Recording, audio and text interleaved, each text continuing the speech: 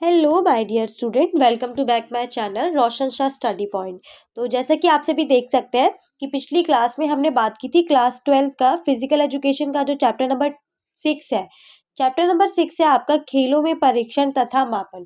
इस चैप्टर पे हमने बात की थी और ये चैप्टर जो है वो आपका बहुत ही ज़्यादा सरल चैप्टर है। इस चैप्टर में आपको कुछ नहीं करना, आपको केवल और केवल कुछ परीक्षणों के बारे में ही पढ़ना है। और भी परीक्षण इतने ज़्यादा सरल है और बहुत ही ज़्यादा वो जो परीक्षण आपके लगे हुए हैं सिलेबस में, वो केवल और केवल नाम से मुश्किल है। जैसे मान लीजिए सिट एंड रीच है, चेयर स्टैंड परीक्षण है, ये ये थोड़े नाम से मुश्किल है, हालाँकि है बहुत ही ज़्यादा ईज़ी ये परीक्षण।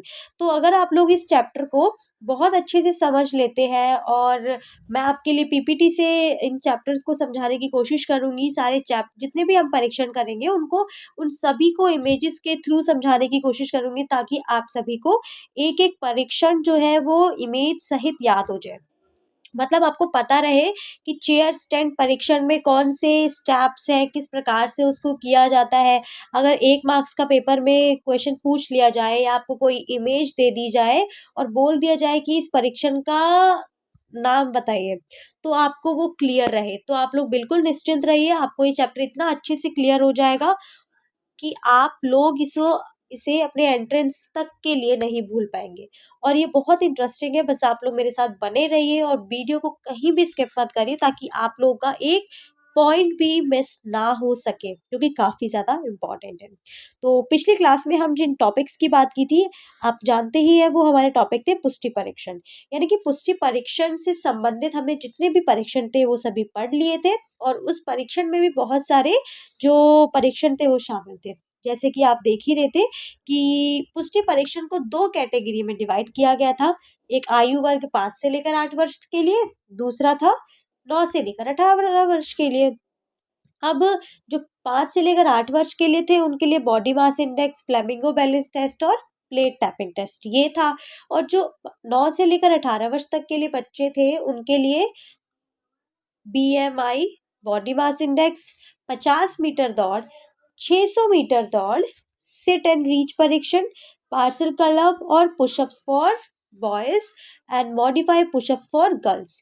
तो ये सभी के सभी जो परीक्षण हैं वो सभी आपके 9 से लेकर 18 वर्ष तक के बच्चों के लिए है। ठीक है, ये जितने भी आप ज़्यादा परीक्षण देख रहे हैं, इन परीक्षणों से हमने बात की थी कि क्या लाभ होता है। हर एक परीक्षण का अपना उद्देश्य होता है कि उस परीक्षण का क्या उद्देश्य, जैसे मान लीजिए कई सारे परीक्षण ऐसे हैं जो निचले भाग की शक्ति, आपके जो शरीर की निचले भाग की शक्ति है उसका पता करते हैं। तो बहुत सारे परीक्षण जो है वो आप सभी की शरीर का कोई ना कोई जो पार्ट है उसकी जो शक्ति है उसका आकलन करते हैं। ठीक है, तो ये जो पूरे परीक्षण है वो हम बात कर चुके थे इन पे। आज जिनकी हम बात करेंगे वो है बेसल चयापचय दर की गणना। तो आप लोग जानेंगे कि बेसल चयापचय दर होता क्या है। उसके बाद हम जानेंगे रिकली एंड जोन्स परीक्षण। तो रिकली एंड जोन्स परीक्षण जो है वो वरिष्ठ नागरिक पुष्टि परीक्षण है और इसके अंतर्गत भी आपके बहुत सारे परीक्षण जो है वो शामिल है, जैसे कि चेयर स्टैंड परीक्षण, बाजू मोड़ने का परीक्षण, चेयर सिट एंड रीच परीक्षण, बैक स्क्रैच परीक्षण, 8 फुट अप एंड गो परीक्षण, उसके बाद 6 मीटर की पैदल दौड़। तो ये सभी जो परीक्षण है वो आपके रिकली एंड जोन्स परीक्षण के अंतर्गत शामिल है और ये टॉपिक भी बहुत ज़्यादा इंटरेस्टिंग है। अगर आप लोग इसको अच्छे से समझ के चल रहे हैं, ठीक है, कोई डाउट है तो आप लोग मुझे वो कमेंट बॉक्स में पूछ लीजिए। आप पूछ सकते हैं, मैं कोशिश करूँगी आपके डाउट का आंसर करने की। बाकी आप लोग इसको अपने दोस्तों के साथ भी शेयर करें ताकि उनको अगर कोई डाउट है और वो लोग भी इस चैप्टर को वीडियोस, फोटोज़ से समझ सकें।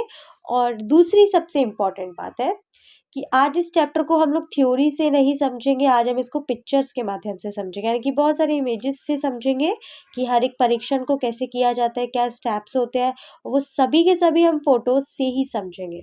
तो बहुत इंटरेस्टिंग होगा, आप लोग बने रहिए मेरे साथ इस जर्नी में। तो स्टार्ट करते हैं फिर आज का लेक्चर। सबसे पहले आपको समझना है बेसल चयापचय दर, ठीक है, जिसको हम इंग्लिश में बोलते हैं बेसल मेटाबॉलिक रेट। अब इसका फुल फॉर्म आपसे पेपर में पूछ लिया जाता है कि बीएमआर का फुल फॉर्म क्या होता है। आपको याद रखना है बेसल मेटाबॉलिक रेट। अब ये क्या है कि ये जो बेसल मेटाबॉलिक रेट जो है या जो दर है वो एक प्रकार की ना दर है। मतलब इसके अंतर्गत क्या होता है कि ऊर्जा ये कैलोरी की जो मात्रा होती है, ठीक है? आप सभी जानते हैं कि ऊर्जा और कैलोरी जो होती है उससे हमें ऊर्जा मिलती है और अपने दैनिक कार्य को करते हैं। तो ये क्या है कि ऊर्जा और कैलोरी की जो मात्रा है, जो शरीर की मूलभूत क्रियाओं के लिए खर्च की जाती है, उसे हम बोलते हैं बेसल चयापचय दर। यानी कि ऊर्जा और कैलोरी की वह मात्रा जो शरीर की मूलभूत क्रियाओं पर खर्च की जा रही है। मूलभूत क्रियाएँ मतलब जो मूलभूत क्रियाएँ हैं, जो मेन क्रियाएँ हैं, जो फंडामेंटल क्रियाएँ हैं, ठीक है? उन पे जो खर्च किया जा रही है, जो खर्च ऊर्जा लग रही है, वो क्या है? बेसल चयापचय दर। तो आप यहाँ पे आपको कुछ शब्दों को याद रखना है कि शरीर की मूलभूत क्रियाएँ। यानी कि ऊर्जा का वह पार्ट जो शरीर की मूलभूत जो फंडामेंटल क्रियाओं पर खर्च किया जा रहा है, वो है आपका बेसल चयापचय दर। ठीक है? इसके बाद ही आपका एक और है जिसको बोलते हैं रेस्टिंग चयापचय दर। अब आपको नाम से ही पता चल रहा है कि रेस्टिंग, यानी कि हमने ऊपर क्या बात की थी, कुछ शब्दों की शरीर की जो मूलभूत क्रियाओं पे खर्च हो रहा है उसको बोलते हैं हम बेसल चयापचय दर। अब ऊर्जा की वह मात्रा जो किस पे खर्च हो रही है? जो शरीर द्वारा आराम की अवस्था पे खर्च की जा रही है। मतलब जिस अवस्था में कोई काम नहीं हो रहा है, जो आराम की अवस्था है, उस पे जो ऊर्जा की मात्रा खर्च की जा रही है, उसको बोलेंगे आप लोग रेस्टिंग चयापचय दर। ठीक है? यानी कि आपकी जो एनर्जी है, वो किस पे खर्च हो रही है? वो आपकी आराम पे खर्च हो रही है। आपकी आराम की जो अवस्था है जिसमें आप कुछ नहीं कर रहे हैं, आपकी कोई क्रिया नहीं हो रही है, आपका शरीर किसी प्रकार की कोई क्रिया नहीं कर रहा है, ना आप कर रहे हैं। तो इस अवस्था में जो आपकी ऊर्जा लग रही है, उसको क्या बोलेंगे? रेस्टिंग चयापचय दर, RMR। ठीक है? तो रेस्टिंग मेटाबॉलिक रेट, आपको याद रखना है दोनों के बीच में डिफरेंस। बेसल मेटाबॉलिक रेट जो मूलभूत क्रियाओं पर खर्च होती है, रेस्टिंग चयापचय दर जो शरीर द्वारा आराम की अवस्था पर खर्च की जाती है, उसे बोलते हैं रेस्टिंग चयापचय दर। अब हम ना इस दर का इसको मापने के लिए एक फॉर्मूला है, उसकी ओर भी देख लेते हैं। अब देखिए ये जो 2 फॉर्मूले हैं वो एग्ज़ाम में हालाँकि पूछे तो बहुत कम जाते हैं, ब लेकिन अगर आप लोग तैयार कर लेते हो तो आपके लिए बहुत अच्छा रहेगा। क्योंकि 1 मार्क्स का क्यों छोड़ना है यार, 1 मार्क्स का। तो पुरुषों के लिए ये इस प्रकार से है, 88.32 प्लस में 16.397 इंटू वेट। अब वेट आपको केजी में लेना है, मान लीजिए 50 केजी है आपका वेट, प्लस में 4.799 इंटू हाइट। हाइट मान लीजिए आपकी 6 या 5 है, उसके बाद माइनस में 5.677 इंटू एज। एज आपकी है 30। तो इस प्रकार से आपको ये सॉल्व करना है, ठीक है? फिर आपका जो भी आंसर निकलेगा वो क्या होगा आपका? BMR, basal metabolic rate. फिर आपका महिलाओं के लिए अलग सूत्र है। महिलाओं के लिए इस प्रकार से है, 447.593 प्लस में 9.247 इंटू वेट इन केजी, उसके बाद प्लस में 3.098 इंटू हाइट इन सेंटीमीटर, याद रखना है आपको। उसके बाद माइनस पे 4.330 इंटू एज। तो इस प्रकार से महिलाओं के लिए है कि महिलाओं का BMR आप इस प्रकार से वो कर सकते हैं, निर्धारित कर सकते हैं। तो आपको ये फॉर्मूला याद कर लीजिए तो अच्छा है, नहीं तो कोई बात नहीं। प्रतिदिन एक-एक बार इस फॉर्मूले को देखते रहिए और एग्ज़ाम तक आपको अच्छे से ये याद हो जाएगा। अब इसी के साथ क्या है कि यार कुछ BMR जो है ना, BMR को प्रभावित करने वाले कुछ कारक भी हैं, ठीक है? जिसमें से आपका पहला है ऊँचाई, यानी कि ऊँचाई का आपका BMR जो है वो उसको प्रभावित करता है। उसके बाद जो आपका वेट है वो प्रभावित करता है। फिर लिंग, आयु, आहार, मौसम और शारीरिक दशा, ये सभी क्या है? इन सभी का ये सभी ऐसे कारक हैं जो BMR को प्रभावित करते हैं, ठीक है? तो आपको ये तैयार रखना है कि कौन-कौन से कारक जो हैं वो BMR को प्रभावित करते हैं। अब ये तो आपका टॉपिक खत्म हो गया BMR वाला, ठीक है? ये बहुत शॉर्ट टॉपिक था, अच्छे से क्लियर हो गया है आपको। अब अगले टॉपिक की ओर चलते हैं जो है आपका रिकली एंड जोन्स का परीक्षण। अब रिकली एंड जोन्स ये कुछ लोग थे, या बोल सकते हैं कि मान लीजिए ये जो लोग थे, अब काफ़ी समय पहले ना एक्चुअली अगर देखा जाए तो वृद्ध जो लोग हैं, अब तुम लोगों ने पीछे देखा कि जितने भी आप लोगों ने परीक्षण पढ़े हैं, वो सभी किसके लिए हैं? वो बच्चों के लिए है, ठीक है? और जो युवावस्था है, उनके लिए है। लेकिन वृद्धों को के लिए का तो कोई परीक्षण ही नहीं है। भाई उनकी भी तो पुष्टि परीक्षण है ना, वो भी तो अपनी पुष्टि का परीक्षण कर सकते हैं। वो भी तो अपनी पुष्टि का परीक्षण करके ये जाँच सकते हैं ना कि उनको स्वास्थ्य से संबंधित प्रॉब्लम है या नहीं है। ठीक है? उनका कोई जो शरीर का अंग है वो ठीक से काम कर रहा है या नहीं कर रहा है, तो ये तो उनके लिए भी काफ़ी ज़्यादा इम्पोर्टेंट है। तो ऐसे में क्या हुआ कि 2001 में रिकली और जोन्स ने ना इस चीज़ को देखते हुए कुछ परीक्षण जो है वो स्टार्ट किए। अब वो जो परीक्षण थे वो केवल और केवल वृद्ध नागरिकों के लिए थे, ठीक है? उनकी पुष्टि परीक्षण के लिए थे। अब इनकी शुरुआत 2001 में हुई और रिकली और जोन्स के द्वारा। तो हुआ क्या कि जैसे ही इन परीक्षणों की शुरुआत हुई, इनसे जो वरिष्ठ नागरिक थे उनको अत्यंत लाभ प्राप्त हुआ। लाभ कैसे प्राप्त होगा? जब उन परीक्षणों को उन्होंने किया, उसका बहुत अच्छे उनको रिज़ल्ट्स दिखे, उनको दिखा कि इससे हमारे जो शरीर की प्रॉब्लम्स हैं, हमारे जो शरीर की शक्ति है, एंड्योरेंस है, जो सहन क्षमता है, उसका पता चल रहा है, कोई प्रॉब्लम है तो उसका पता चल रहा है, तो ये तो काफ़ी ज़्यादा अच्छी चीज़ है। तो इससे क्या हुआ कि जो वृद्ध नागरिक थे या जो वरिष्ठ नागरिक थे, उनको काफ़ी ज़्यादा इससे लाभ की प्राप्ति हुई। अब जब उनको इसके लाभ की प्राप्ति हुई तो वो इतनी ज़्यादा प्रसिद्धि को प्राप्त हुए कि वो आगे चल के उनको किसका नाम मिला? उनको रिकली एंड जोन्स का इनाम दे दिया गया। अब इन परीक्षणों के द्वारा क्या था कि जो वरिष्ठ नागरिक थे, उनके उन्हें अगर कोई स्वास्थ्य से संबंधित अगर कोई जोखिम होता, कोई बीमारी होती, अगर कोई शरीर के अंग में कोई प्रॉब्लम होती तो उसका पता लगाया जा सकता था। क्योंकि आप लोग पढ़ेंगे आगे कि चेयर स्टैंड जो परीक्षण है, वो आपके शरीर के निचले भाग की शक्ति का पता लगाता है।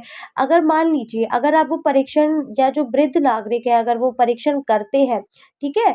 अगर वो परीक्षण को सही प्रकार से नहीं कर पा रहे हैं, ठीक है? तो उससे क्या पता चलेगा कि उनके शरीर का जो निचला भाग की जो शक्ति है, वो ठीक नहीं है, ठीक है? वो कम है या औसत है या औसत से ऊपर है, इसका पता चल जाएगा। तो इससे क्या होगा, वो और ज़्यादा उस पे जोर दे पाएँगे। तो इससे क्या हुआ कि इन परीक्षणों के माध्यम से जो वरिष्ठ नागरिक थे उन्हें स्वास्थ्य से संबंधित कोई भी जोखिम होता है उसका पता लगाया जा सकता था। उसके बाद इन परीक्षणों के द्वारा वरिष्ठ नागरिकों के जो स्वास्थ्य है और जो पुष्टि के स्तर है, उसको और अधिक अच्छे तरीके से जाँचा जा सकता था। मतलब ये एकमात्र ऐसे परीक्षण थे जिससे जो वरिष्ठ नागरिक हैं, उनके स्वास्थ्य को और उनकी जो पुष्टि का जो स्तर है, उनकी जो सहन क्षमता है, उनकी जो शक्ति है, उनके शरीर का जो शरीर के निचले हिस्से की शक्ति है, शरीर के ऊपरी भाग की शक्ति है, उनके हाथों की शक्ति, उनके पैरों की शक्ति को जाँचने का सबसे अच्छा वो था ये, टेस्ट था। ठीक है? तो आप लोग देख सकते हैं कि कितनी ज़्यादा इम्पोर्टेंस थी इस टेस्ट की और केवल वरिष्ठ नागरिकों के लिए, इसलिए इसका दूसरा नाम भी है वरिष्ठ नागरिक पुष्टि परीक्षण, सीनियर सिटीज़न फिटनेस टेस्ट। तो इस प्रकार से क्या हुआ कि ये जो टेस्ट था जिसकी शुरुआत 2001 में होती है, इतना ज़्यादा पॉपुलर हो जाता है कि ये एकमात्र ऐसा टेस्ट हो जाता है कि लोग इसे सबसे अच्छा पुष्टि मापने का वो दे देते हैं परीक्षण टेस्ट टेस्ट निर्धारित कर देते हैं। ठीक है? तो ये आपका हो गया है जस्ट एक इंट्रोडक्शन कि अगर लॉन्ग क्वेश्चन में आए तो आप थोड़ा-सा इसके इंट्रोडक्शन के बारे में बता सकें, एक स्टोरी बताई मैंने आपको। अब हम बात कर लेते हैं कुछ वरिष्ठ नागरिक पुष्टि परीक्षणों की, ठीक है? तो इसमें सबसे पहला जो आपका परीक्षण है वो आपका चेयर स्टैंड परीक्षण। अब तुम लोग नाम से ही समझो कि चेयर स्टैंड परीक्षण, चेयर स्टैंड परीक्षण। एक चेयर होगी, इसका पहले मुख्य उद्देश्य देख लेते हैं। इस परीक्षण का मुख्य उद्देश्य है वरिष्ठ नागरिकों के शरीर के निचले भाग की शक्ति का आकलन करना। ठीक है? निचले भाग की शक्ति मतलब पैरों की जो शक्ति है, पैरों की शक्ति का आकलन करना, उसको मापना। अब ये जो परीक्षण है आप लोग देख रहे हैं कि ये परीक्षण क्या करता है, ये जो वरिष्ठ नागरिक हैं, उनके शरीर की जो निचले भाग की शक्ति है, यानी कि जो उनके पैरों की शक्ति है, उसका मापन करता है कि उसकी शक्ति औसत में से कम है, औसत है या फिर औसत से ऊपर है। तो इसके लिए कौन-सा परीक्षण निर्धारित किया गया? चेयर स्टैंड परीक्षण। अब इसमें क्या होता है, इसमें एक चेयर होती है, ठीक है? इसमें आपको पहले ही बोल दिया गया है चेयर है एक, तो उस चेयर पे जो वरिष्ठ नागरिक है उनको बैठना है, ठीक है? तो इस परीक्षण के लिए सबसे पहले व्यक्ति को कुर्सी पर अपने जो दोनों हाथ है उनको मोड़कर छाती पर रखते हुए बैठना है। देख ही रहे हैं आप लोग कि उनको एक स्ट्रेट बैठना है, दोनों हाथों को क्रॉस करके कहाँ रखना है, क्रॉस पोजीशन में अपनी छाती पर रखना है और बैठना होता है। तो उसके बाद क्या करना है, फिर आरंभ का यानी कि जैसे ही उनको सिग्नल मिलेगा कि स्टार्ट, तो उन्हें क्या करना है, उन्हें उस व्यक्ति को पूरी तरीके से खड़ा होना है। तो उसको धीरे से सॉरी उसको पूरी तरह से सीधा खड़ा होना है, फिर उसी अवस्था में उसे बैठ जाना है। तो उसको क्या करना है, उसको जैसे ही सिग्नल मिलेगा उसको स्ट्रेट खड़ा होना है, उसके बाद बैठ जाना है। ठीक है, समझ में आई बात? और इस व्यायाम को उसको 30 सेकंड तक दोहराते रहना है। कितने टाइम तक? 30 सेकंड तक। अब वो 30 सेकंड तक इसको करता रहेगा। अब करते करते क्या होगा कि 30 सेकंड की अवधि के दौरान पूरे किए गए स्टैंड मतलब उठना बैठना उठना बैठना उठना बैठना, उठने बैठने की जो कुल संख्या ही व्यक्ति का स्कोर माना जाएगा। 30 सेकंड में मान लीजिए उसने 16 बार वो उठता है, फिर बैठता है, फिर उठता है, फिर बैठता है, तो जो 16 होगा वो उसका अंक होगा। ठीक है, तो इस प्रकार से इस परीक्षण को किया जाता है कि आप लोग देख सकते हैं, एक चेयर चाहिए उसके लिए। उसके बाद जैसे ही उसको सिग्नल मिलेगा उसको बैठना है, फिर खड़ा होना है, फिर बैठना है, फिर खड़ा होना है, फिर स्ट्रेट बैठना है, फिर स्ट्रेट खड़ा होना है। देन इस तरीके से उसको 30 सेकंड तक कंटिन्यू करना है और 30 सेकंड के अंतर्गत जितनी बार भी वो स्टैंड कर लेगा, ठीक है, वो उसकी कुल अंक होंगे। तो इस प्रकार से आपका चेयर स्टैंड परीक्षण है जो कि आप लोग देख सकते हैं। और उसके बाद आपका जो नेक्स्ट परीक्षण है वो है बाजू मोड़ने का परीक्षण।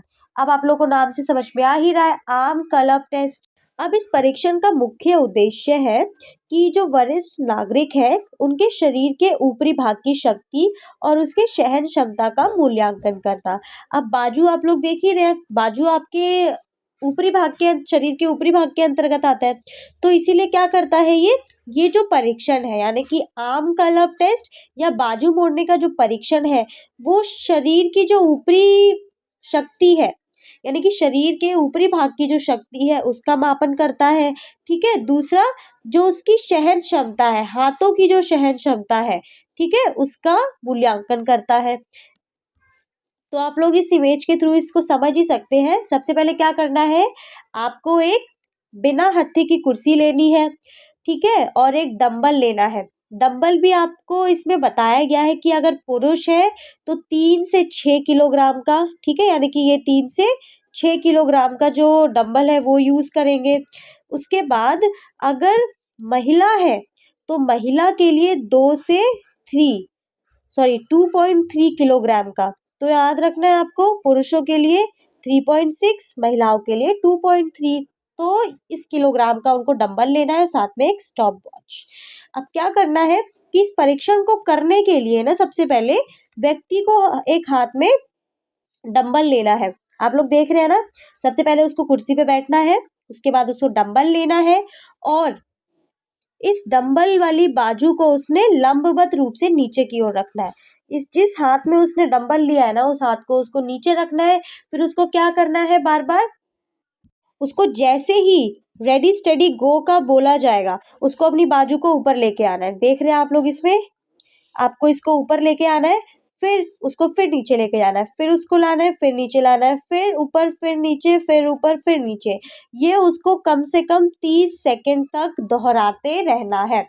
ठीक है, 30 सेकंड तक जितनी बार भी वो करेगा, मान लीजिए ये जितनी बार भी 16 बार करते हैं, 15 बार करते हैं या फिर 17 बार, ये उनका कुल स्कोर होगा। ठीक है, अब इनका कुल स्कोर जितना भी रहेगा इससे उन्हें क्या पता चल जाएगा, अगर मान लीजिए 16 है तो 16 से क्या पता चलेगा कि औसत से कम है। अगर 16 से लेकर 22 के बीच में है तो एवरेज है। उसके बाद अगर 22 तक कर लेते हैं 30 सेकंड में, अगर ये 22 बार इस तरीके से ये बाजू मोड़ने का परीक्षण कर लेंगे। इनका यह जो स्कोर 22 होगा, तो ये औसत से ऊपर है, यानी कि इनके हाथों की जो स्ट्रेंथ है, ठीक है? उसकी जो सहन क्षमता है, ऊपरी भाग की जो शरीर का जो ऊपरी भाग की जो शक्ति है, वो काफ़ी ज़्यादा अच्छी है। तो इस प्रकार से ये जो परीक्षण है वो है आपका बाजू मोड़ने का परीक्षण। तो आप लोग इमेज से इसको और अच्छे से स्पष्ट रूप से देख सकते हैं कि अगर ये आपके पेपर में आता है इस प्रकार का कोई परीक्षण, आपको याद रखना है ये वृद्ध व्यक्तियों के लिए है। इसका नाम है, आप लोग मुझे कमेंट बॉक्स में लिख भी दीजिए ताकि आप लोग को ये याद रहे। ये है बाजू मोड़ने का परीक्षण, ठीक है? अगले परीक्षण की ओर चलते हैं अब। अगला जो परीक्षण है वो है आपका चेयर सिट एंड रीच। अगर आप लोगों को थोड़ा-सा याद हो, तो हमने पिछले उसमें भी बात की थी कि एक परीक्षण होता है जिसका नाम है सिट एंड रीच परीक्षण। उसके लिए आपको एक एक बड़ा-सा चाहिए बॉक्स चाहिए होता है, तो उसमें भी क्या करना होता है, उसमें आपको उस बॉक्स को और एक उस बॉक्स के ऊपर आपको एक स्केल फिट करना पड़ता है। तो जितनी दूरी पर आप उस स्केल को लेके जा सकते हैं, आपको उतनी दूरी तक लेके जाना पड़ता है। अब ऐसा ही क्या है कि इसमें यानी कि जो वरिष्ठ नागरिकों के लिए ये जो परीक्षण निर्धारित किया गया है, ये जो परीक्षण है वो शरीर के निचले भाग, क्योंकि आप लोग देख रहे हैं शरीर के निचले भाग की जो लचक है, फ्लेक्सिबिलिटी है, उसका मूल्यांकन करता है, ठीक है? तो जो शरीर के निचले भाग की जो फ्लेक्सिबिलिटी है, उसका मूल्यांकन करने के लिए चेयर, सिट एंड रीच परीक्षण जो है वो सहायता करता है। अब इस परीक्षण में क्या होता क्या है, सबसे पहले आप लोग देख ही सकते हैं कि इस परीक्षण के लिए परीक्षार्थी को एक कुर्सी के किनारे पर बैठकर एक फर्श पर समतल और दूसरा जो पैर है, वो दूसरे पैर का जो घुटना है वो उनको सीधा रखना है, ठीक है? आप लोग देख रहे हैं, एक पैर उसको इस तरीके से रखना है और दूसरा जो है वो उसको मोड़ के इस पोजीशन में रखना है, ठीक है? कि उसका 90 डिग्री का एंगल बने। अब क्या करना है कि परीक्षार्थी को अपने दोनों हाथों के बीच की जो उँगली है, ठीक है? बीच वाली उँगली को बराबर रखते हुए और सांस को छोड़ते हुए पैरों के पंजों के जो अग्रभाग है उनको छूना है। यानी कि उसको झुकते हुए पैरों के जो ये जो आपका पॉइंट है, इसको उसको छूना है, ठीक है? छूने का उसको प्रयास करना है और जहाँ तक वो संभव हो सकता है, तो झुककर उसी स्थिति में 2 सेकंड तक बने भी रहना है। अब क्या हुआ कि इस पोज़ीशन में वो बैठ गया, वो छू भी रहा है। अब वो जस्ट टच ही नहीं करना है, उसको टच कर जैसे ही वो उस पॉइंट को छुएगा, उसको 2 सेकंड के लिए वहाँ पे रुकना है, ठीक है? 2 सेकंड के लिए आपको उसको इस पोस्चर में रहना है, ठीक है? तो इस पोस्चर में उसको 2 सेकंड के लिए बने रहना है।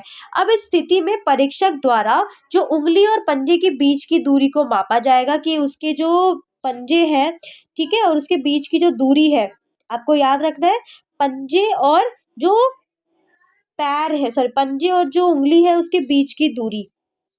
तो ये जो दूरी होगी इसका उसको मापन करना है।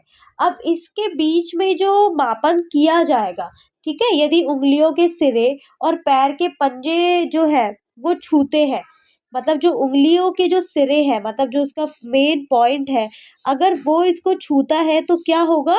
ये क्या है? तो स्कोर क्या है? 0 है और यदि एक दूसरे वे एक दूसरे को नहीं छूते हैं तो पैर के पंजे और उँगलियों के जो सिरे के बीच की जो दूरी है वो ऋणात्मक रूप में मान ली जाती है। तो इस प्रकार से आप लोग देख सकते हैं ये आपका इस पोस्चर में आपको बैठना है और झुकते हुए आपको आपके जो पैरों की जो फिंगर है, फिंगर का जो अपर पार्ट होता है उसको आपको टच करना है और टच करते ही आपको 2 सेकंड तक उस पोस्चर में बने रहना है, ठीक है? तो ये आपका जो पोस्चर होगा वो होगा सिट एंड रीच परीक्षण। बैठना है और छूना है। तो ये परीक्षण भी आपका क्लियर है। अगला परीक्षण है बैक स्क्रैच परीक्षण। अब बैक स्क्रैच परीक्षण नाम से आपको थोड़ा-सा समझ में आ रहा है कि जो बैक स्क्रैच परीक्षण है यानी कि जो आपकी कंधों की लचक का मापन करता है, कंधों की लचक का मूल्यांकन करता है, उसके लिए कौन-सा परीक्षण है? बैक स्क्रैच परीक्षण, ठीक है? याद रखना है कंधों के लिए बैक, कंधों के लिए बैक स्क्रैच परीक्षण। अब इसके लिए आवश्यक सामग्री है सबसे पहले 8 इंच का एक स्केल, बस कुछ नहीं चाहिए आपको, सॉरी 18 इंच का एक आपको एक स्केल लेना है। अभी क्या करना है कि आपने स्केल ले लिया, देख रहे हैं आप लोग इस इमेज से और अच्छे से क्लियर होगा आपको कि इस परीक्षण के लिए परीक्षार्थी को सबसे पहले खड़ा होकर अपने कंधे उठाते हुए एक हाथ सिर के पीछे से जहां तक हो सके पीठ के बीच तक लेकर जाना है। ठीक है, तो क्या करना है उसको, एक हाथ पीठ के पीछे से लेते हुए, ठीक है, पीठ के मिडल पार्ट जो है, पीठ के जो बीच का भाग है, वहां तक उसको लेकर जाना है। ठीक है, एक हाथ को, फिर दूसरे हाथ को, फिर अपने दूसरे हाथ की जो कोहनी है उसको पीठ के पीछे की तरफ मोड़ते हुए, ठीक है, यानी कि ये जो है उसकी कोहनी को पीठ के पीछे की तरफ से मोड़ते हुए दूसरे हाथ की हथेली को ऊपर की ओर करते हुए पहले हाथ की जो उंगलियां है उसको छूने का प्रयास करना है। तो यानी कि इस हाथ की जो उंगलियां हैं उसको इस हाथ की उंगलियों को छूने का प्रयास करना है। और यदि दोनों हाथों की जो उंगलियां हैं वो एक दूसरे को छू पा रही है तो जो स्कोर है वो होगा 0। मतलब अगर इस हाथ की फिंगर को टच कर पा रही है तो स्कोर क्या होगा, 0। और यदि वो एक दूसरे को नहीं छू पा रही है, अगर इस हाथ की, मान लीजिए इस हाथ की जो फिंगर है और ऊपर वाले हाथ की फिंगर से नहीं टच कर पा रही है तो उंगलियों के बीच का जो दूरी होगी वो क्या होगी, ऋणात्मक स्कोर। ठीक है, तो बीच की जो दूरी है वो ऋणात्मक स्कोर के रूप में मापी जाएगी। और यदि दोनों हाथों की उंगलियां एक दूसरे को छूते हुए पार कर जाती हैं, मतलब क्रॉस कर जाती है, एक ऊपर एक नीचे हो जाता है, तो क्या होगा, तो दोनों की जो दूरी है वो किस में मानी जाएगी, वो धनात्मक में मानी जाएगी। ठीक है, तो आपको याद रखना है, जब जो जो उंगलियां हैं वो एक दूसरे को छुएंगी तो 0, और अगर जो एक दूसरे को नहीं छू पा रही है तो ऋणात्मक मतलब माइनस, और जब वो एक दूसरे को छूते हुए आपस सामने से निकल रही है तो धनात्मक यानी कि प्लस का स्कोर होगा। तो इस प्रकार से आप लोग देख सकते हैं, ये है आपका बैक स्क्रैच परीक्षण, जिससे आप लोग कंधों की जो लचक है, जो फ्लेक्सिबिलिटी है, उसका मापन कर सकते हैं और ये आपकी उसमें बहुत ज़्यादा सहायता प्रदान करता है। अब आपका अगला परीक्षण है 8 फुट अप एंड गो परीक्षण। ठीक है, तो ये जो परीक्षण है वो भी बहुत ज़्यादा अच्छा है और काफ़ी ज़्यादा सरल भी है। 8 फुट अप एंड गो परीक्षण। अब इस परीक्षण में क्या करना होता है, सबसे पहले आपको आपको जिन चीज़ों की ज़रूरत पड़ेगी, सबसे पहले एक बिना अ, हाथों की कुर्सी लेनी है और एक स्टॉप वॉच। तो इसके बाद क्या करना है कि ये जो परीक्षण होता है वो जो वृद्ध नागरिक है उनकी गति का, उनके संतुलन का और उनकी फुर्ती का मूल्यांकन करता है। ठीक है, तो गति, संतुलन और फुर्ती का मूल्यांकन करने वाला जो परीक्षण है वो है आपका 8 फुट अप एंड गो परीक्षण। अब इस परीक्षण में क्या होता है, एक बार हम इसको इमेजेस के माध्यम से समझते हैं।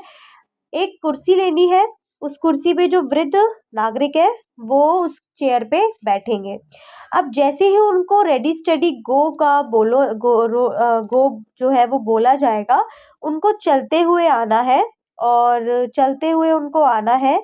और जो यहाँ पे एक चिन्ह होगा, इसकी जो दूरी है वो है 8 फीट। तो कुर्सी से 8 फीट की दूरी पे जो चिन्ह लगा होगा, उस चिन्ह से उनको वापस जाके उस कुर्सी पे बैठ जाना है।